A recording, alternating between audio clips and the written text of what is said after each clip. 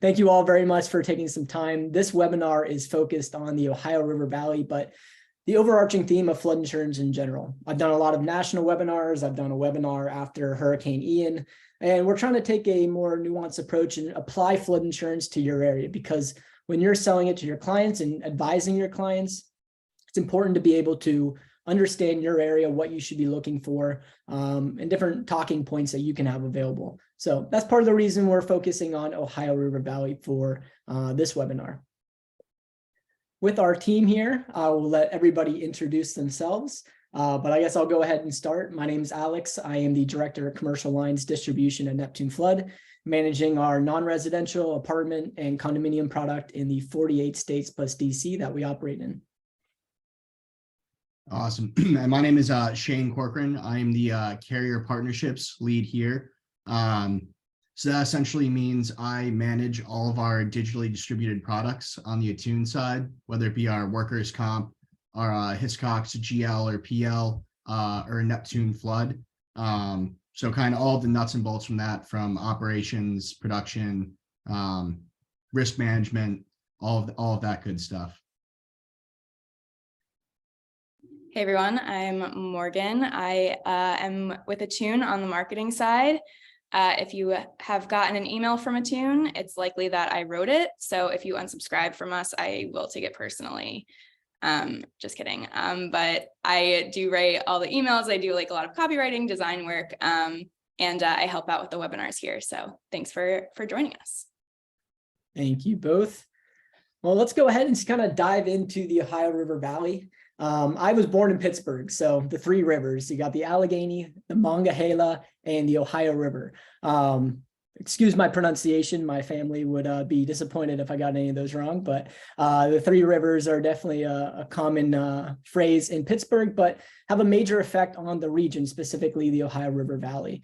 Crossing through one of the largest tributaries of the Mississippi, affecting multiple states from West Virginia, Kentucky, Ohio, Indiana, and Pennsylvania.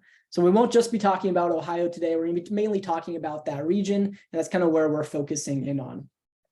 It is the drainage basin of the Ohio River does cover 14 states, so even more than what I just mentioned. And looking at the Ohio River as a whole, there are multiple dams on the Ohio River, but it's interesting to note that these are not really for flood prevention. These are more for transportational purposes. Rivers and flooding, it has an interesting history with humankind, I would say. Flooding's been occurring before we were on this planet, but it's a very important part of our societies. Humans tend to congregate by water sources. Just by the answer to that poll question, we can tell many people want to be by the water, enjoying themselves. Water systems, especially rivers, make up key factors in transportation, agriculture, and city planning. But also the negative side effect of that is, for anyone that does live by the water, is you have those risks of flooding. And it just so happens the majority of our population centers are by the water, either by the ocean or on a river. And the Ohio River crosses through many major cities, including Cincinnati. Going over to this slide about types of flooding, I think this is important because if I'm selling flood insurance in Florida, the main flooding topic I'm talking about is coastal surge flooding. Whereas if you're somewhere else in the country, you may not be worried about the ocean rising and inundating houses or businesses. So understanding the type of flooding is important, because when you talk about a very broad topic like flooding, if you're not really focusing in on what's going to affect your client, it's really hard to convince them of that risk and let them know the benefits of flood insurance. So I also have a quick link here. I already have these pulled up to kind of give you a visual demonstration of what each of these types of floods look like. Hopefully then when you see that, you'll be able to then translate that to your clients as well. So give me 1 second to reshare my screen, and we're going to go ahead and pull up some YouTube videos, which is what we all enjoy doing during work, watching YouTube videos. So let's go ahead and take a look at this. This is storm surge. I took this from Massachusetts, and you can see how that water from the ocean is rising up and then continuing inland, and it keeps getting higher and higher and causes major property damage. This is what we saw with Hurricane Ian in Florida. I think there was close to 15 feet of storm surge. This looks pretty scary as well with all that ice in there. Definitely not something we see in Florida, but you can see the massive amounts of damage that standing water can cause. Only an inch of water in a building can cause up to $25,000 in damages. So it doesn't even take that 15-foot wall of water to cause major issues for your clients. I don't have the statistic off the top of my mind, but a business that has a flood claim has a very high probability of not opening if they're not covered. So there is a very high chance, no matter the size of that flood loss, that it can have serious impacts on the business if they're not covered for that. The next type of flooding we were going to be talking about is river flooding. River flooding is much more common, probably the matter of minutes. The type of flooding that we'd most likely be looking at in an area like Ohio River Valley. So many different tributaries are connected to that Ohio River. It's not just that main river. All those little tributaries and creeks, when the major flood event occurs, it goes off into those tributaries. So what may look like a dry creek bed outside of a client's home or client's business can all of a sudden turn into a raging river, spreading out over multiple different areas in miles, and cause severe damage. It is one of the #1 natural disasters in the United States, and not just in Florida, Texas, and Louisiana. I definitely think these visuals are helpful. And I think with clients, especially when you talk about flood insurance with a client, I imagine one of the #1 things you hear is, it's never going to happen to me. Why would I pay extra money for something that I don't need? And the fact of the matter is, everybody is in a flood zone. Just because the FEMA program has created X zones and A zones and V zones, those were created for mortgage purposes to determine when a mortgage company should require it. It does not actually the best indication of what that flood risk is. Looking at our rates is probably a better indicator of what that flood risk is. If all of a sudden we come out with $6,000 for a property, where our average rate is around $2,000 to $3,000, that should be telling you that, okay, the models are showing that this is a very high risk property. And that's actually one way I recommend as an agent, when you're talking about flood risk, use our price as a way to indicate that risk as well. Maybe you're not going to sell our $6,000 policy, but maybe it's a good indication that you should look maybe at another company, or maybe you're looking at the NFIP, that flood insurance and the flood risk for that client is high. The next type of flooding also impacts the Ohio River Valley, and that would be flash flooding. And that's a kind of a broad term. This could be from river overflow. This could be from heavy rain. But flash flooding can happen quite rapidly, and can definitely cause severe damages. Here we can see the water literally lifting a car and moving it out of the way. That business there probably has thousands and thousands of dollars in damages. And this happens not only in Texas, as it is showing here, but also Pennsylvania and Ohio. The whole purpose of this is really to kind of talk about the different types of flooding so that you can communicate that to your agents. Each of these really depends on a few different things, but duration and intensity are probably the most important when it comes to rainfall.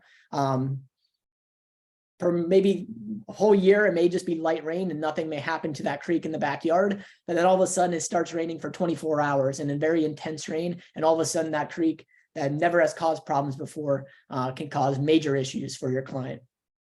The downstream effect is also another interesting point here, especially when talking about a river system like the Ohio, flowing from north to south, or in this case, it's actually more east to west and then north to south. But the downstream effect has multiple implications.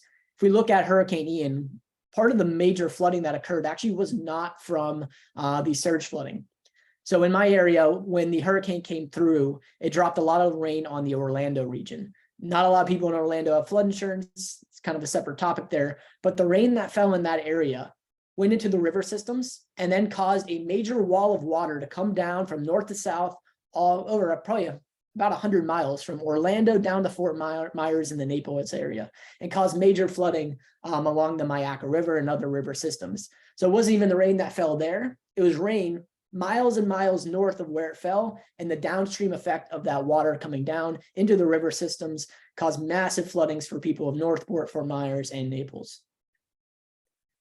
Lastly, for pluvial or flash flooding, as it's colloquially called, it really depends on a few factors, but geography is one such. If you have a mountainous region, it can definitely cause major issues. Thinking about West Virginia, they have a lot of those river systems and a lot of mountainous area. So we always generally see a lot of flash flooding in an area like West Virginia and an area like Kentucky. Urbanization is another big one. Our friends at Attune, many of them are based in New York. with Hurricane Ida that came through, a lot of the concrete that's been built up in the urbanization in that area, heavy rainfall and a lack of a proper drainage system, it got overwhelmed by the heavy rainfall and caused flash flooding, impacting many businesses, flooding in the basements, in the first floors. So it's something else to kind of consider. So if someone's in a major city, they don't have that ground to soak up that water. That was part of the concern in Florida. We had a lot of heavy rain before the hurricane came, so the ground was not able to absorb that. And it is a great factor in determining whether or not that water will accumulate on the surface and then cause that flash flooding. So that's a little bit about the types of flooding, and definitely keep those in mind when talking to your clients, looking at the different geographical features of their property, what area are they in, and that can kind of help you better talk about flood insurance with your clients. Before I go to this, I want to give a little bit more of an overview on Neptune as well. So let me pull up a visualizer here. Give me 1 second and I will reshare my screen. I want to pull this up to give you kind of an overview of Neptune here. So what we're actually looking at this screen is a live view into our quoting system. Every time you see a flash on the screen, this is where an agent is actually quoting Neptune right now. We quote in 48 states plus DC. The only 2 states we're not writing in are Alaska and Kentucky. Kentucky being an important one because it is part of that Ohio River Valley system. We do plan on moving into Kentucky in 2023, but at the moment we are not writing there. You may have heard about the flooding in Kentucky in 2022. There was a major flood event in that area, as well as St. Louis down the Mississippi, which is connected to the Ohio River. But hopefully we will be moving into Kentucky in 2023. We do 3 things though when we get an address entered into our system. Number 1, we say yes or no. So we say yes about 97% of the time, meaning we say no about 3% of the time. The reason we say no is generally one of 3 reasons. Either it's a repetitive loss property. Neptune does not write repetitive loss properties. The elevation is too low or the risk is too high. Now, the red flashes on the screen is indicating where we're saying no. And you can see there's a lot more of them down in Florida, Louisiana, Texas, New Jersey. If we look at the Ohio region, we don't see as many of those. There's not as a high probability of severe flooding in that area, but you can see a few that are getting rejected, which is good news for you and your clients. If you're quoting with Neptune, more than likely you're going to be getting a quote the majority of the time. It's going to be rare for you to get a rejection from Neptune. The second thing that we do though when we calculate when we run a quote is we calculate the premium. If we look at a state like let's take Texas over here. You can see different size circles on the screen, and that is indicative of the size of the premium. So right away, when you enter an address, we're actually running models at that location, saying yes or no, risk selection, and calculating a premium. So we're doing risk pricing. And that ties back to that point I talked about of using that rate as a tool, as an indicator. So when you get a rate from us, you have an idea of what we think about that risk. Like I said, maybe Neptune's not the best option in that scenario. No one's forcing you to write with Neptune, but hopefully we're offering a competitive premium, and hopefully that rate can help educate your client as well. Like I said, if it's coming back $6,000 and it's an X zone, so not mandatory flood, then maybe that's an indicator that, okay, even though they're not required to have flood, everything is pointing towards the fact that they should have flood. And maybe I should check another company. Maybe I should see, is Neptune the most competitive there, and at least offer that to your client.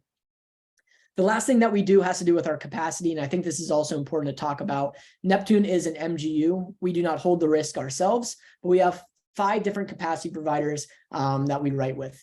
You'll see 4 buckets down on the bottom left-hand corner of the screen. We're about to be adding a 5th. So we have 2 syndicates of Lloyd's of London. We also have Indian Harbor, backed by AXA XL, and we also have Transverse, backed by Swiss Re. We're adding a 5th syndicate of Lloyd's, and that will be Ascot. So while a lot of companies are pulling back after this very difficult catastrophe season, we are actually expanding capacity and continuing to grow. And part of that reason is we've had very good results for our capacity providers. We've successfully weathered or been through 5 hurricane seasons and are continuing to grow and support our clients and agent base. So definitely have confidence in us for your clients. We are continuing to add capacity and we are doing quite well with our reinsurance partners. Back to the actual PowerPoint here. Hopefully that was helpful in getting a little bit of understanding about Neptune. But let's kind of talk a little bit more about what are the risks. So each building, region, state has its own risk. And we talked a little bit about knowing Ohio. Get an idea of what were some past or prior events that have occurred in your region. What were some flooding events that occurred? Because I definitely find it very helpful when talking to someone if you can relate to their area. If I start talking about Hurricane Ian to a business owner in Ohio, it's not really going to have much of an effect. They're going to say, well, that's why we don't live and operate in Florida. We live in Ohio. So definitely getting an understanding of your region. What were some past flood events and what are some of the statistics around flooding in Ohio? Also, when you're thinking about your different region, it also impacts the types of coverage you're going to be adding on. So if we're talking about Florida, Florida has a high risk of surge flooding. That can lead to total losses. So in most cases, I'm recommending people to get full limits. In Ohio, you may not need $4 million of coverage on a building, but it's still important to have some coverage there. The average flood claim is about $91,000. So having some form of coverage can be extremely helpful, but maybe you don't need that full coverage when you're talking to your client. Maybe you quote them at $500,000. They say, no, that's too expensive.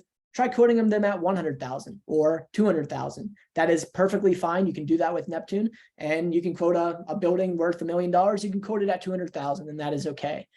So don't just quit if you quote a high level of coverage and they say that's too expensive. Try to offer them a lower coverage amount, and maybe that will better suit their appetite. Also, another interesting statistic for BI, our business interruption coverage, very popular in Florida. And you can see how that differs from Ohio, where 9.6 attachment rate in Florida versus 6.8 attachment rate in Ohio. Different thoughts about flood in different regions and different ability to sell products in those different regions. That second bullet point is kind of what I just talked about, getting to know your area. What's the nearest source of water? Is that small creek, like I mentioned, a branch of a larger river? Are they negatively elevated? Is there a lot of urbanization? We kind of covered all those points in our past topics we went over, but make sure you kind of run through those when talking with the client about the flood insurance needs. Lastly, I'm going to tie this line in with the third bullet point. While history is a good guide, it is not a predictor of the future. Someone can be at the property for 20 years and they can say, we've never had a flood, we don't need it. Well, flooding is not on a 10-year or 20-year scale. Most of the risk factors in the maps go off 100-year and 500-year scales. So while someone may say they haven't had a flood event, they don't see a need for it, 20 years is a very short amount of time in the large scheme of things. The average premium in Ohio with Neptune is about $2,900. The average TIV is about $500,000. So if the average commercial flood claim is around $91,000, if they paid that exact premium for 31 years, they would break even if they had that average flood claim. Obviously, inflation may go up, so maybe the premium goes up and then that flood claim goes up as well. But that kind of gives you an understanding of even if it's not going to happen this year or next year, having that is extremely beneficial to protect against these large losses, which is what flood insurance is in place for. Cat risks are generally, by definition, large, unpredictable losses. It's not something you can really just say, oh, in 5 years, I'm going to have a flood claim. It may be 10 years, it may be tomorrow, but there are large losses. And the premiums, while they may look expensive, when you look at the large timeline or the longer timeline, can kind of give you a better idea. We do have a question. 2,900, is that annual? Yes, that is the annual premium, and that is our average there. You can also see that's with a TIV of about 500,000, which is the max under the NFIP. We go all the way up to 4 million, so you can deal with some quite large premiums, especially if it's a risky property and you put 4 million on it. You can imagine you may be looking at a $10,000 premium. But say you put 200,000 on that, you may be looking at a $1,000 premium instead of 2,900. So a lot of different premiums for people's appetites. Just because something is 2,900 doesn't mean offer them a lower rate like we talked about, and it may be more economical for them and still be able to cover them from a flood loss. The other topic I kind of added in here, and I added this in last night as I was thinking about the different topics that may come up when you're dealing with your clients, and one of them is basements. We don't have those in Florida. You don't see them, but I know up north basements are quite common. I hear a lot that people always come out to me and say, well, flood insurance doesn't cover anything in the basement. And they're half right. Coverage is limited in the basement. That's with the NFIP, that's with Neptune, that's with pretty much every single flood company that you're going to find. Coverage is limited, but that does not mean there is no coverage. I took some of the, I didn't want to copy paste the entire policy form in here. So I just took some of the things that are covered in a basement. And I think these are pretty important things that you'd want covered. So even if someone has a basement, they're going to say, well, it's only going to affect my basement. There is no coverage, so I don't need flood insurance. Well, there is things covered: central air conditioners, circuit breakers, electrical outlets, furnaces and hot water heaters, stairways and staircases. And most importantly, in my opinion, foundations are covered. The foundation of the building is an extreme expense, a very large expense for the client. And that flood insurance will cover that in the basement, that basement foundation. Contents coverage is a bit limited as well. Not much is being covered in the basement on the contents side. You can see air conditioning units, washers and dryers, and food freezers. So a little bit more limited on the content side versus the building side. But like I said, this is not a full exhaustive list. There are some more things covered as well. So definitely keep that in mind with your clients. If they do have a basement, do they want that foundation covered if there's flooding? What if that damages it? That could be a major expense that they are not able to pay out of pocket. Air conditioning units, those other items mentioned on the list, definitely good to have coverage in those areas.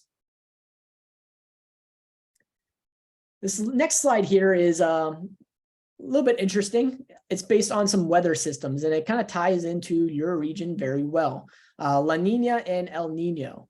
These are weather pattern events. So there are cold parts of the Pacific Ocean and there are warm parts of the Pacific Ocean, and they rotate on a somewhat of a strange yearly basis. It's not yearly exactly, but different periods of time. El Nino is when warm water is in the South American side of the Pacific, and it affects the polar jet streams.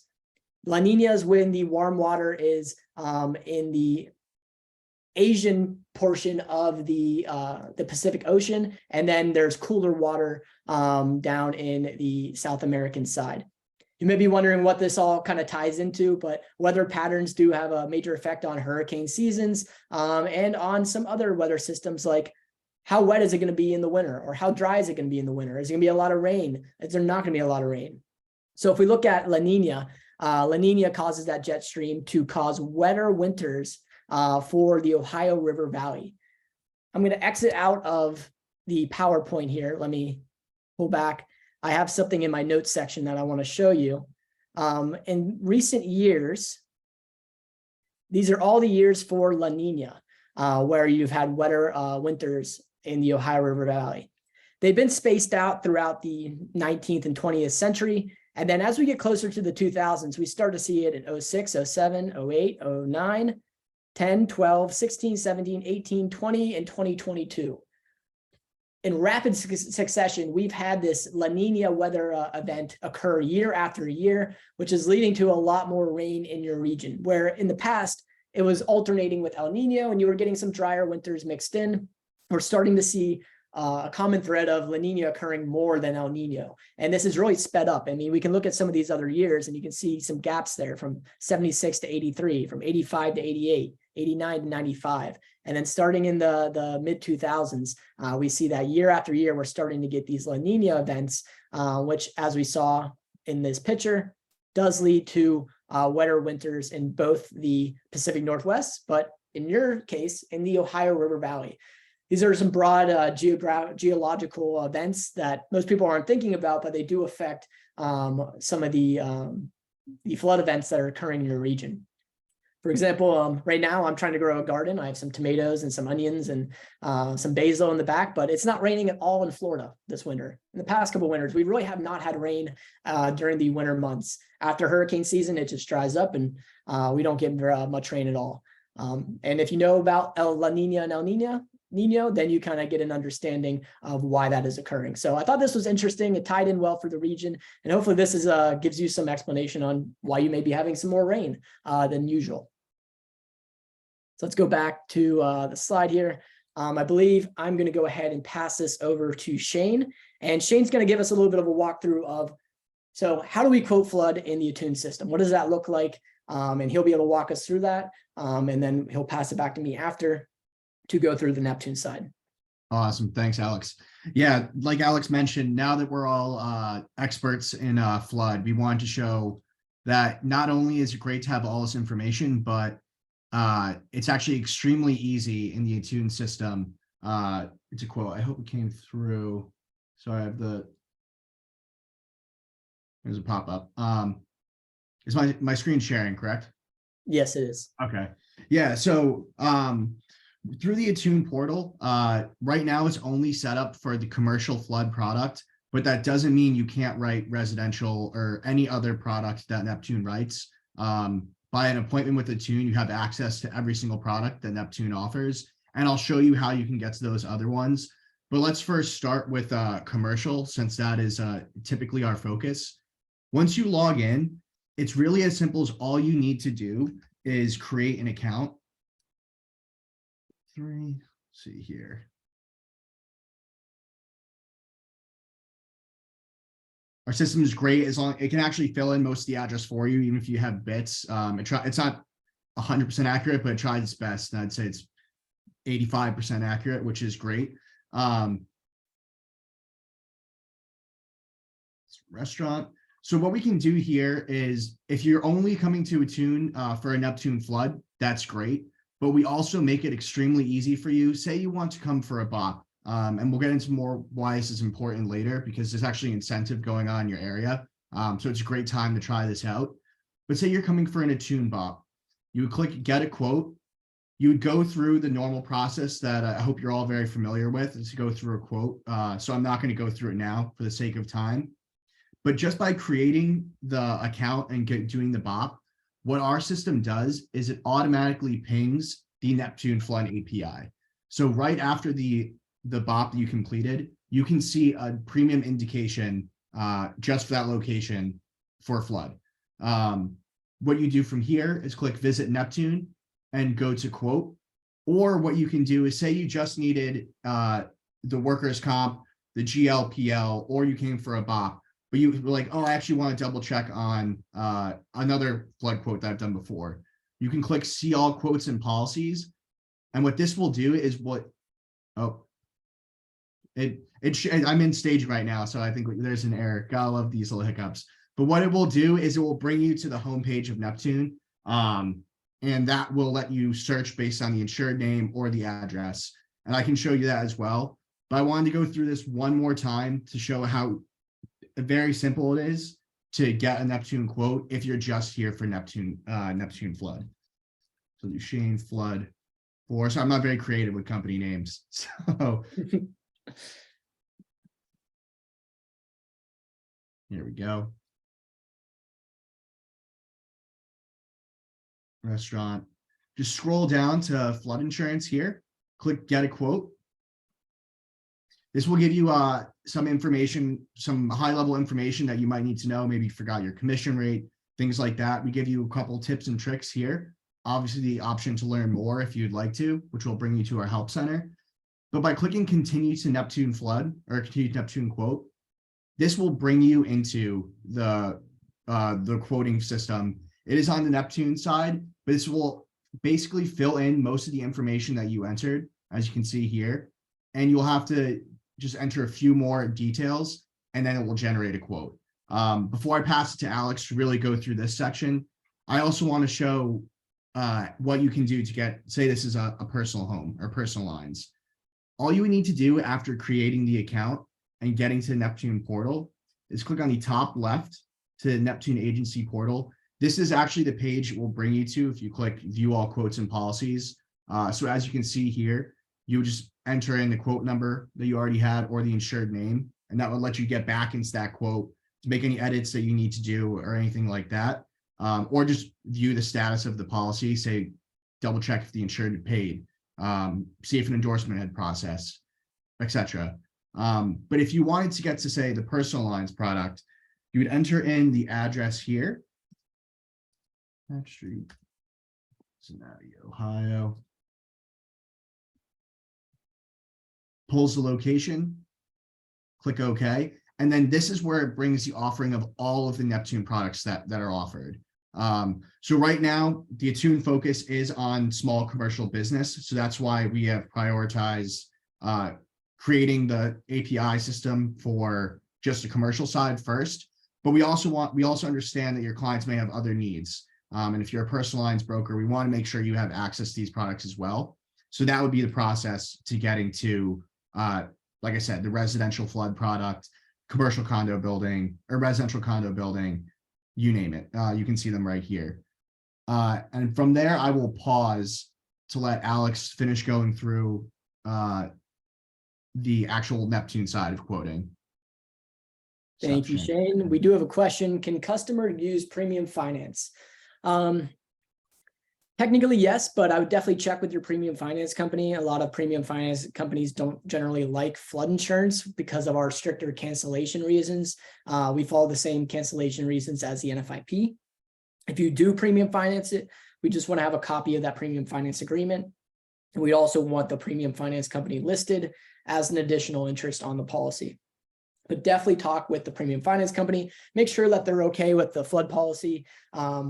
And that's really all I'd say on that side. Let me go ahead and we'll pull up the quoting page here.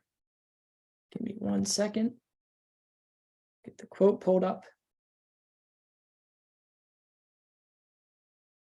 And share my screen. So we are brought to the page that from where Shane created his quote. I'll go ahead and just verify that mailing address. But starting at the top, once again, we can see a view into the property that we are quoting. If I go into Google Maps, we have a little button here, as you can see, Google Maps and Zillow. This is being a commercial property. Probably don't need Zillow on this, but we can see this is right on the Ohio River in Cincinnati. I can actually go down to a street view and get a look at the property. I believe this was a restaurant. Second here. I think it's further down the road. And we should be right around here. I don't know where I'm at right now, but I should be able to zoom in and see that property. There we go. Let me zoom in. Let me try that one more time. Let's take a look at this property. Here we go. We can see it is a bar and grill on the first floor. It may be a mixed use building. Maybe there's some residential units on the top, or maybe that's the office for the bar and grill. We can kind of assume both. So let's kind of take that information and proceed with the quote. So here we have our quote number. It is valid for 60 days. You could always go back into Attune, and just like that button that Shane showed you, you can come back to our main page at any time, access all your quotes, run personal lines quotes. You can do everything through Attune using one of those buttons, either creating the quote directly or getting onto our system. Over here, you're going to see our effective date. And this one's important because Neptune has a 10-day waiting period. That is different from the 30-day waiting period with the NFIP. We only have a 10-day wait. We also allow you to waive it for 2 reasons. Either for a closing or for a renewal. Say you have a renewal coming up on the 9th, you can actually waive our 10-day wait and bind this policy. All you need to do is provide a prior deck page or a closing statement, and then you prevent that lapse in coverage. Down a bit further, we do have a question about prior flood losses. We do allow 1 loss less than 25,000. If it's a loss for 25,000 or more than 1 loss, we would reject, basically looking at severity and frequency. You will see that we do pre-fill the year built square footage and flood zone, but if this is wrong for any reason, maybe it's 1900, you can go ahead and make that change. You can also edit the square footage and the flood zone. We do have a max of 100,000 square feet if you're purchasing building coverage. So we're not doing buildings over that limit, but if you're renting the building, that doesn't come into account. But something to keep in mind, 100,000 square feet if you're purchasing building coverage. Neptune does not require elevation certificates. I know many of you will be happy about that. They can cost anywhere between $500 to $1,000, almost more than that premium probably. But if you do have one available, you're more than welcome to utilize it by entering it in here. If you go ahead, enter the value off your elevation certificate and it helps the rate, that's great. You leave it in there. If it does not help the rate, you can take it out and there is no penalty. So there is no downside. So if you have one available, I always recommend all agents, if you have an EC or you can ask for an EC, do it, because elevation is such an important factor in flood insurance. It can absolutely help that premium by thousands of dollars. So if you don't have one, that's fine. We can go ahead and take that out. The construction type on this one, it looks like that was masonry from the pictures that we saw on the map. We'll go ahead and put basement. We were talking about basements, so let's assume this one has a basement. And if we were doing the building itself, we could always do 3 floors and then go ahead and do our coverage. We have a minimum amount of 50,000. So I can put 50,000 on this building and that is perfectly fine. I can go ahead and write this policy for $998. If I want to do more coverage, maybe I want to do 200,000 for the building. We can go ahead, make that change, and the premium will update right away, letting you know what that may cost. If we want to go even a bit higher, we can go all the way up to 500,000. And once again, we can see that premium update down in the bottom right. So just a little bit above average. It is it does have a basement, and as we saw, it is right on the Ohio River. So not a bad premium for this property, especially with that basement and the location. We can do much more coverage as well. And a lot of agents like presenting these options. A lot of clients, especially if they're investing in a property, they want to protect their investment. So a lot of people do purchase closer to that full building amount. And then we'll go ahead and get a updated premium down in the bottom right here in a second. If it doesn't load, I will do a quick refresh here. Oh, it knocked me out of the system. Good opportunity to show you how to get back. Enter in that quote number. Brings us right back to that quote. But here we can go ahead and see that updated premium. So you can see some much higher premiums on our system because we go over that 500,000, which can be a little bit expensive for your client, or maybe that's exactly what they're looking for. They want $2 million in building coverage, and now you can offer that. And we go even much higher than that, all the way up to 4 million. Let's say that this is just a restaurant owner that's a tenant. They don't own the building. You can go ahead and select I rent, and that'll allow you to go below our $50,000 minimum. And now you can do a contents only flood policy for your client. So maybe they have they put a lot of money into the restaurant. They just want coverage for their contents. You can go ahead and add that on. We will get that premium updated right there in the bottom right. And then maybe they don't even want that much coverage. You can always just put maybe 100,000 on it as well. Lastly, we have our deductible. We have our business interruption coverage, and then we are done with the premium questions. Focusing on business interruption, we talked about this a little bit earlier. Nationwide, about 10% of our policies have BI added. Florida, it's around 9%. Ohio, it's around 6%. We provide $500 a day for up to 50 days after a 14-day wait. Comes out to $25,000 in BI coverage, and it costs about $1,000 in gross premium. So it's not a cheap coverage. But the thing about that is, you can see how many people are adding this on. It really tells you, number one, people are looking for business interruption coverage, and Neptune is able to offer that. But also it tells you our premiums are generally quite competitive.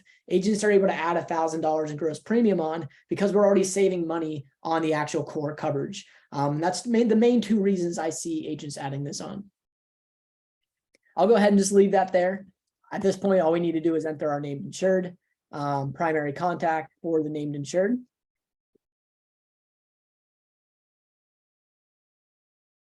And phone number.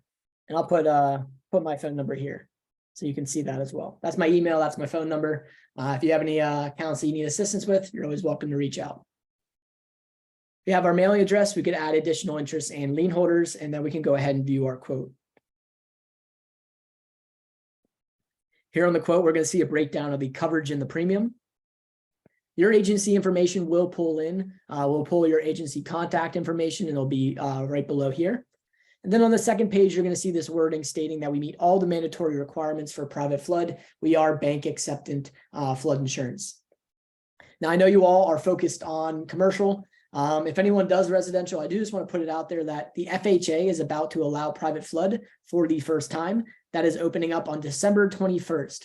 That is about 20% of the housing market that's been required to purchase NFIP flood insurance for the past 60 years. Now, for the first time, they can purchase private flood. So if you even have those personal lines accounts, you can always go through Attune and still access the portal and quote those as well. So big opportunity on the personal line side with private flood coming up in about a week. At this point, though, we can go ahead and bind the policy. So if I go down here, I'm satisfied with everything I have listed. I'll go ahead and press bind. Interesting. It shows that I do not have my license here. Give me 1 second. This is in our UAT test system. So let me do something real quick. Gotta love the hiccups. Gotta love them. Here we go.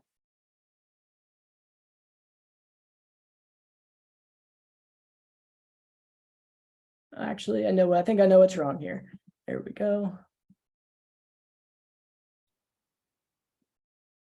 was not under my age. I grabbed your quote. You aren't licensed in Ohio, but I am. I'm licensed in Ohio. So here we go. At least in the UAT system. So here we go. It should allow us to bind that policy now. Here at this point, the agent can go ahead and sign the documents. Here we are just acknowledging the waiting period. And then down here, we are going to see a surplus line statement. And this is a topic I'm going to talk a little bit more about in a second for Ohio in particular. Let's go through the rest of this here. It will bring us to a payment page now where we can make payment by ACH, credit card, or by check. We are direct bill, so we will send an email to the client where they can sign and pay online. So if you don't want to make payment right now, that's fine. You can skip over that by clicking view policy. It'll bring us into the policy management system, full breakdown of the building itself. You can see where this building is. Down a bit further, we're going to see a copy of our invoice that we can go ahead and pull with our regular mail and overnight address listed. We're going to have the full policy jacket available for you. All 41 pages here, this one being bound with Lloyd's. We also have the deck page, copies of the application, and that surplus lines form that I just talked about right here. And we're going to talk about this in a second. So if you have any questions on that, don't worry. I will be covering that here. We also have a breakdown of the coverage. And then on the left-hand side, we have the policy number. We can see it's not been paid yet, not been signed by the insured, but the agent has signed it. Now, I mentioned we do send an email to the client. So if I go over into my email, we are going to see the email we send out. If we click here to log in, we will see what the insured will see, which is an application that they can go ahead and sign. We require payment within 30 days of the effective date, so not due at the time of bind. They do have some time to get that in, or if someone else is mailing payment, that gives them some time. We'll acknowledge the loss history, waiting period, policy fee, NFIP disclosure, E&S, existing damage, and then that surplus line statement. At this point, they can go ahead and make payment. It's going to go ahead and submit payment by credit card. That is what I have available here. I'm going to have to get a new credit card here once that expiration comes up. But let's go ahead and pay by that credit card. I don't recommend credit card for commercial because it's a 2.5% convenience fee, and you can see that add up. When you're dealing with $2,000, that can add up pretty quickly. ACH only has a $3.50 convenience fee flat, so I definitely recommend ACH or check. On personal lines, it doesn't make as much of a difference when you're talking about $500 compared to $2,000 or $6,000. And you can see how those premiums can grow on the commercial side. Let's go ahead and make payment. We are all set now, or we should be set. One more second here. The payment went through.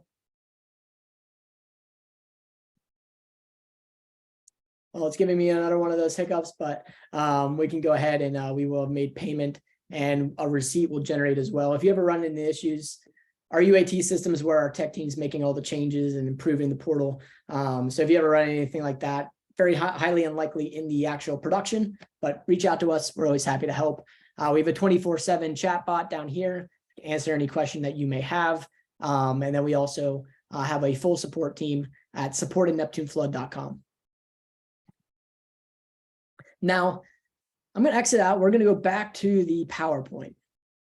There's a few more things to cover. We're almost done.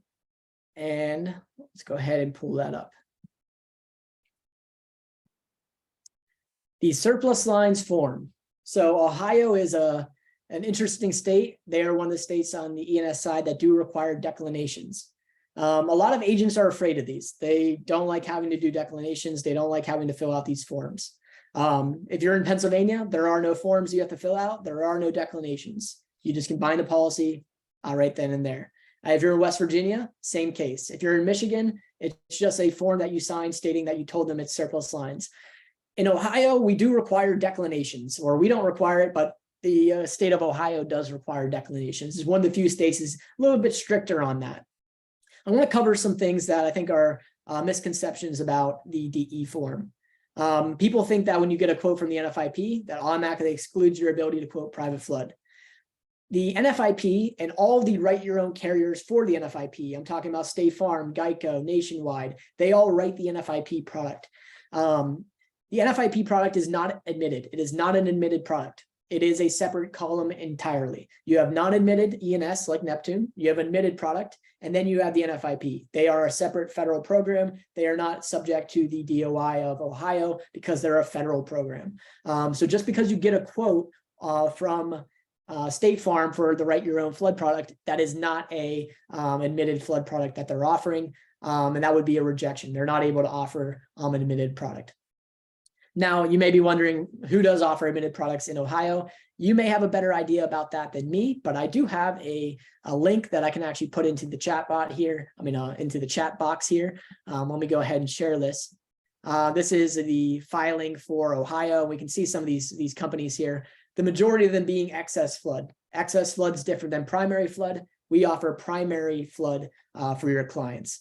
So you can always go to this page here, and I can actually link that for you in the chat box. So let me go ahead and do that now actually for you. And if you recognize any of these companies, hopefully this can help you with when you're filling out that form. And another important thing to keep in mind is you're only required to reach out to the companies you're appointed with. So if you're not appointed with one of those companies on that list, you're not required to reach out to them for a quote because obviously you're not able to get a quote from them. So hopefully that clears something up, some of the stuff up for the e-forms. I know they can be a little bit scary. A lot of people don't like that on the E&S side, but there are not too many admitted companies in Ohio that I could see. And all you need to do is reach out to any of the companies you work with, any of the property companies.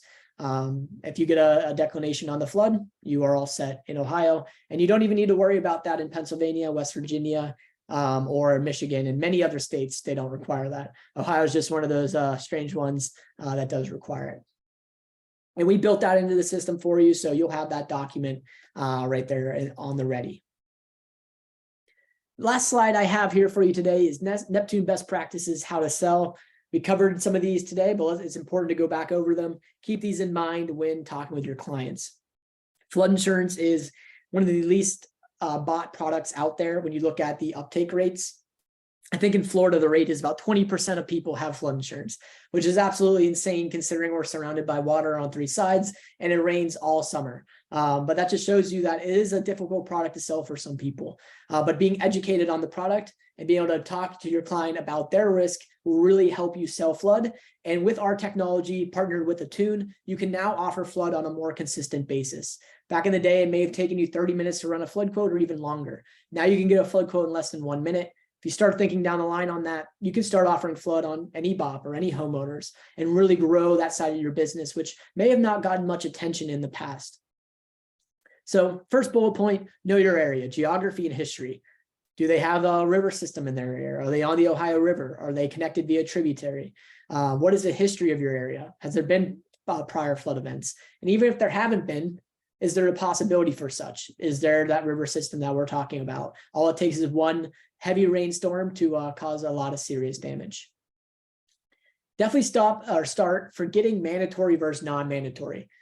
The banks are required to have people buy flood insurance in those mandatory flood zones, but those flood maps are over 20 years old. They're just doing that to protect their own collateral. The banks are requiring flood insurance because that is their investment. Well, the building is your client's investment. Definitely make sure there are no gaps in their coverage. The BOP policy is a great policy, but it's not going to cover for flooding. And just making sure your client knows that and you're able to offer a flood quote. Lastly, it isn't a rare occurrence. It is the #1 disaster in the United States. There are flood events all over Ohio every single year. Some of them so small they don't make the news, but they are happening. You can pick any state in the country and we can find a flood loss or a flood event that is occurring there.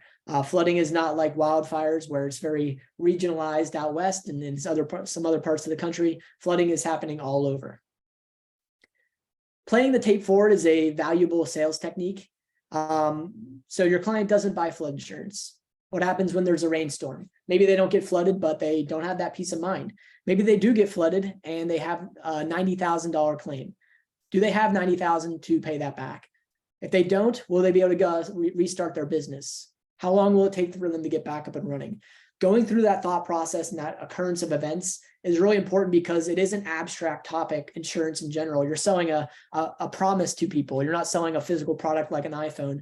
You're selling insurance. So going through that actual event and what this is meant for, I think is really important when talking to clients where they're not thinking about that, where as the agent, you are thinking about that risk. And lastly, creating a flow. Habits are formed via processes. Getting into the process and the habit of quoting flood. Luckily, Attune has that built right into the system for every BOP you're running. So every time you have a BOP, you go to Attune, you're going to have a flood quote that'll automatically generate for you. And you can have your team start offering flood on a consistent basis. Not only is this going to grow your business, but it will protect your E&O as well. We are actually building a disclosure into our system. So say a client says no to the flood. In the next few weeks, we're going to be adding a button that when you press it, it will send them an email with a disclosure that they can sign, basically saying that they are rejecting flood. So we're already innovating on your behalf to make sure we're protecting you from against that E&O claim as well. Hopefully this was helpful. That is the end of my PowerPoint. Big thank you to the Attune team for having me on. I love to talk about flood, and I love getting to talk about these localized regions and the issues that are affecting your clients and yourself. So definitely appreciate you having me on, and hopefully there are some really good questions and really good learning experience for everybody on the call. Yeah, and I know I left everyone on a bit of a cliffhanger, but I wanted to get through the full quote flow so you really understood how easy it was. We are running an incentive right now. If you are an eligible broker, you will have received an email, I believe 3 at this point regarding it. It's specifically targeted for the Ohio River Valley, Ohio, PA. There's a multitude of other states. But what the incentive is doing right now is if you bind a BOP quote and a flood policy for the same property and the flood is fully paid off and active by the end of January 31st, it's for the same property. Like I said, you will earn a $100 gift card. This is a one-time $100 gift card, but it's a great way to get in. Try quoting, obviously, the Attune BOP. I hope you're all super familiar with it already, but also try to, now that you're an expert on flood, sell the flood as well, and you can earn $100 on top of the commissions as well. So Morgan, correct me if I'm wrong in anything that I just stated.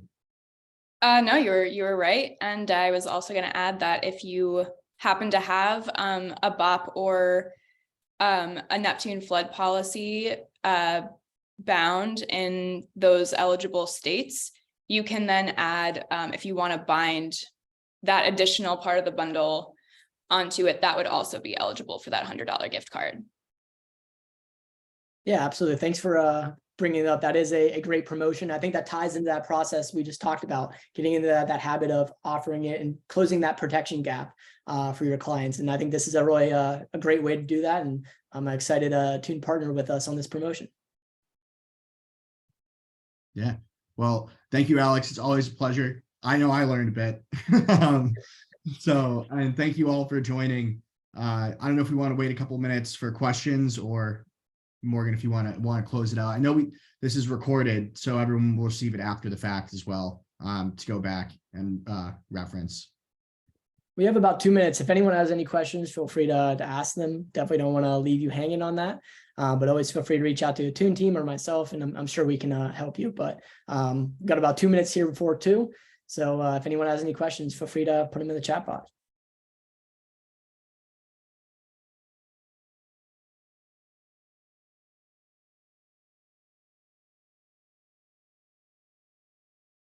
Fortunately, there is no icebreaker for the end of the webinar, but maybe next time. Everyone's reviewing their notes right now, or hopefully they're actually just running some quotes in 2 minutes. Well, it doesn't look like any. Oh, there we go. Will there be an admitted flood product soon? You'll have to double check that list I sent over in the chat box there, but I think most companies are moving away from admitted primarily because flood insurance is causing major losses. A lot of companies are pulling back in different areas. They're not adding capacity like Neptune is, because there have been year after year a lot of flood events. And the whole purpose of admitted product is to submit rates to the state, and they're very generally static and harder to change. For a product like flood, which is so volatile, where you could have an event like Katrina or Harvey, and completely change a market. It's very difficult for a company to stay in business as an admitted flood company because there is no rate flexibility or not as much rate flexibility, which is why you see the majority, almost all the private flood companies that I know are non-admitted for that reason, because it's not a product. It's perfectly suited for the E&S market. It is just one of those complex, hard to price products. I know some states have admitted flood products, but definitely something to look into in your area.